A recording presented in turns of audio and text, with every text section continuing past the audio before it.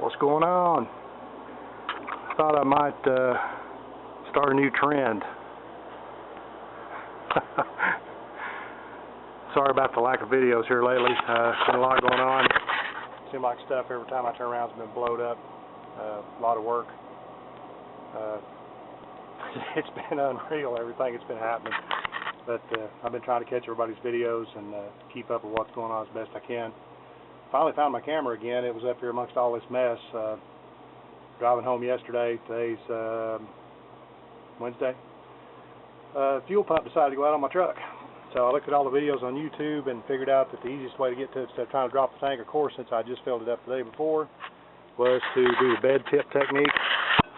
There's 8 bolts that hold the bed on. I took the 4 on this side out, loosened the other 4 on the opposite side. Had to take the filler neck loose here. There's 3 T30 screws.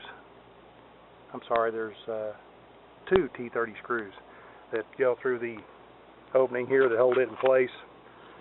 And then there's 3 wires up underneath the bumper right here. I'm sure how well you can see it. There's a block that has all that stuff that plugs into it. So you unplug everything that goes down to the bumper and all the other stuff, and then that kind of gives you access.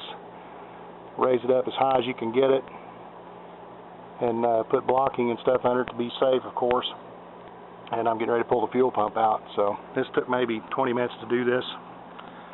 I raised it up as high as I could get it until this side started hitting the edge of the bumper over here. So that's about as far as it's going to go. But it almost looks like one of those hydraulic bed dancers, doesn't it?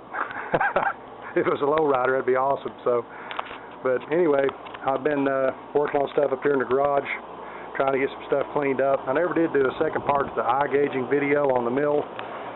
Everything worked out pretty well, with the exception, I think I had a rubber cover over the top of this to keep the filings and stuff off. But the problem comes with the fact there's such a little bit of space right here between the vise itself and that. It was dragging, so I had to take that off. I couldn't go down any lower because of where the tightening mechanisms for the gibs are. So I just had to say, well, keep it brushed off with a chip brush and stuff. The one that's underneath this axis, of course, the rubber seemed to work pretty well, so I left it in place. And I've been making a few little odds and ends. I did some oil cans, kind of like Mr. Pete 222 tubal cane. I had some of these handy wig camping fuel things that were empty, so they worked out pretty good. This is the prototype. I made it and left the piece that holds the wick in there and drilled it out and soldered a piece of copper in it. Then on the one that I sent Gary, Turbo Cobra, I thought, well, it'd make it easier to clean out if I just took the lid that was over the top of that, drilled the lid out, and soldered that to that. So that was the improvement I made on his. And hopefully he's using it. Hope everything's going okay, Gary. I saw your last couple of videos and stuff where you were moving over to Alabama and stuff. Hope everything's going good for you. But that's kind of what's going on around here. The gauging and everything works. Oh, I did add one more thing too. I ordered a halo light off of eBay. It was like, I don't know, $4 or something. Of course, it came from Hong Kong Fooey Land. It's not really bright enough, so I think I'm going to get me some larger LEDs and make them to where they'll light up a little bit better. But I took the existing one, everything was the right diameter, and just soldered some wires to it and brought it up here to a switch. And they were automotive, so it was 12 volt. And I had an old 12 volt adapter. I'm not sure if it was from a cell phone or what, so it just plugs into the wall right there and just runs up through the switch right here. So it works out pretty handy. It's actually got a pretty good range to it. I mean, it's around the thing. There's not really any dark spots around this end mill right here. That's up pretty close to the bottom of it. I've not had a chance to machine anything yet to see how it works, but you know, I thought that was a pretty good idea. I just took some trying to remember what kind of epoxy I used, but it was